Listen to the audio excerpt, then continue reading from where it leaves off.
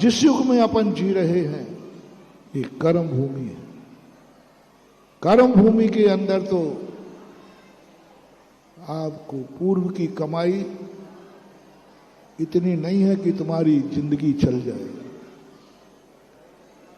कर्म भूमि के जीव को कहा है कितने भी पूर्वजों की वसीयत मिल जाए, यदि वो स्वयं नहीं कमाता है तो कुबेर का खजाना भी खाली करके कंगाल हो जाता है, क्योंकि इतना पुण्य हो ही नहीं सकता, वसीयत का भी नहीं मिल सकता और स्वयं भी लेकर। कर्म भूमि के अंदर तो यही की व्यवस्था है, कितने भी पूर्वजों का तुम पुण्य लेकर आओ, कितना भी पुण्य लेके आओ, लेकिन इस पंचम काल में आपको वर्तमान में पुण्य कमाना ही पड़ेगा। चौथे काल में भी चक्रवर्ती इतना पुण्य लेके आता है लेकिन फिर भी पुण्य कमाता है। यदि वो पुण्य नहीं कमावे तो उसके जीवन में दरिद्रता आ जाए। अक्षय निधियां उसके घर में प्रकट होती है, फिर भी वो कमाई करता है, कितने करोड़ उसके यहाँ हल होते हैं, व्यापार होता है। अरे क्या करने की जरूरत थी, कर्म भूमि का चक्रवर्ती है। तो कर्म भूमि का आप मोटिवेशन बना लेना कि तुम्हें अपनी जिंदगी चलाना है तो तुम्हें पुण्य कमाना पड़ेगा। बिना वर्तमान के पुण्य कमाए बिना अगले भव की तो छोड़ो, इसी भव की जिंदगी भी अच्छी तरह गुजर जाए ये भी बहुत मुश्किल है। इसी भव की, भले ही आप जैन कुल में जन्म लिया है, भले ही आप अमीर कुल में जन्मे हैं, भले ही आप बहुत पुण्य लेके आए हैं, लेकिन पुण्य लेके आए हैं, सवाल उसका नहीं है वर्तमान में तुम्हारे पुण्य की कमाई है कि नहीं। वर्तमान में तुम क्या पुण्य कर रहे हो। हम अतीत में तो बहुत पुण्य लेके आए कि जैन हो, लेकिन वर्तमान का बताओ। इसलिए जैनाचार्यों ने जैनियों के लिए वर्तमान कमाई बताई कि तुम किसी ना किसी रूप में पुण्य कमाते रहना। और वो पुण्य कमाने के जरिए आज क्यों बनाए जाते हैं इतने तीर्थ, इतने मंदिर? भगवान के लिए नहीं, धर्म के लिए नहीं। पंचम काल में इतने मंदिर क्यों? भोग भूमि में कोई मंदिर ही नहीं होते, बनाते ही नहीं, उनको जरूरत नहीं। स्वर्गों में अकृत्रिम चैत्यालय होते, कोई चैत्यालय नहीं बनाता, दान ही नहीं देता हुआ। लेकिन पंचम काल में क्यों इतने मंदिर, क्यों इतने? भगवान के लिए नहीं, धर्म के लिए नहीं। जिनवाणी माँ कहती है इनको उपदेश दो कि ये भक्त पूर्व भव का पुण्य लेके आए हैं, वर्तमान में इतना पुण्य कमाए कि अगला भव भी इनका पुण्यमय हो जाए और इनके वर्तमान का अंत समय ऐसा ना हो जाए कि वर्तमान का अंत भी पुण्यहीनता में हो। इसलिए ये तीर्थ, ये मंदिर सबसे ज्यादा मैं अपने भक्तों से मंदिर बनवाता हूँ, तीर्थ का उपदेश देता हूँ, मंदिरों के लिए नहीं, भगवान के लिए नहीं। मेरा एक ही उद्देश्य है कि मेरा भक्त कोई भी मर के जाए उसका जन्म फुटपाथ पर नहीं होना चाहिए। आवास दान देना है, मरने के पहले आवास दान देना है तुम्हें। इसलिए नहीं कि आवास की जरूरत है, इसलिए जो आवास दान देगा वो मर करके ऐसे कुल में पैदा होगा जिसके बाप का खुद का मकान हो। जन्म तो लेते, कोई फुटपाथ पे भी जन्म लेते, कोई झोपड़ी में जन्म लेते हैं, कोई किराए के मकान में जन्म लेते हैं, कोई स्वयं के मकान में जन्म लेते हैं, कोई हवेली में जन्म लेते हैं, कोई फ्लैट में जन्म लेते हैं, कोई राजमहल में जन्म लेते हैं।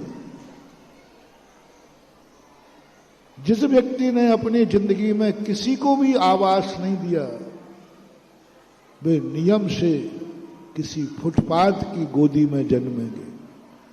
फुटपाथ पर रहने वाले जो मजदूर हैं, भिखारी हैं, उनकी गोदी में जन्म तो तुम्हें मिल जाएगा, लेकिन उनका फुटपाथ हो। इसलिए प्रत्येक व्यक्ति को आवास दान देकर के मरना है। अब तुम कहो कि महाराज ऐसा कैसे मैं करूं कि मेरा जन्म महलों में हो, किसी राजा के यहां राजकुमार बनूं, महल ही नहीं पूरा राज्य वसीयत में मिले, तो महानुभाव मरने के पहले जिनेन्द्र देव का मंदिर बनाना केवल के मरना, क्योंकि तुमने जिनेन्द्र देव को आवास दिया है, जिनेन्द्र भगवान को रहने की जगह दी है, जिनेन्द्र भगवान को छाया दी है। इस सर्वोत्कृष्ट आवास दान कहलाए। दूसरा दान यदि ये कहीं नहीं मिले, क्योंकि मंदिर की सीमा होती है, तो महानुभाव यदि आप चाहते हो कि मेरा जन्म ऐसे माँ बाप के हो जिसकी हवेली हो, तो जहां भी दुनिया में मौका मिले एक संतशाला जरूर बनाना। पूरी संतशाला ना बना पाओ तो एक कमरा बनाना, लेकिन तीर्थ की बनाना। मंदिर की बात जो मैंने कही ना, 1000 मंदिर तुम शहरों में बना लेना, और एक छोटा सा 24 मंदिर, एक छोटा सा मंदिर किसी तीर्थ में बनाना, वो 1000 मंदिरों से भी बराबर है। बहुत बड़ी चीज बता रहा हूं मानो।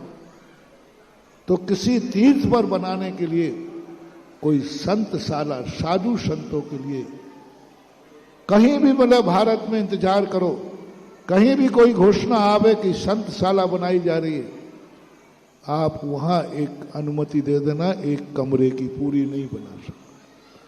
यदि चाहते हो कि हम ऐसा मकान में जन्म लें कि हमारे माँ बाप का कम से कम मकान तो हो, तो आप दुनिया में किसी तीर्थ क्षेत्र पर एक धर्मशाला अथवा धर्मशाला का कमरा बना देना, ये आवास का है। तुम्हारे क्षेत्र पर नहीं मिले, दुनिया में कहीं भी, कहीं भी जहां भगवान के भक्त आके रहें, जहां गुरु के भक्त आके रहें, तीर्थ के ऊपर एक धर्मशाला अथवा एक कमरा बना दे।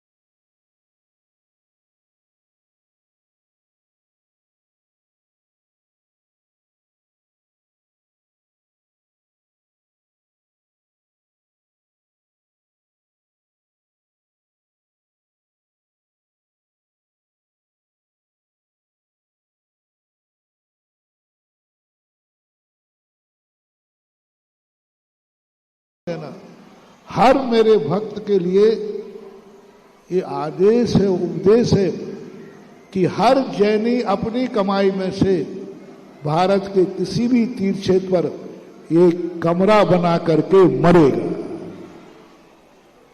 तो मैं खुश हो जाऊंगा कि मेरा भक्त मरा है। जब हमें सूचना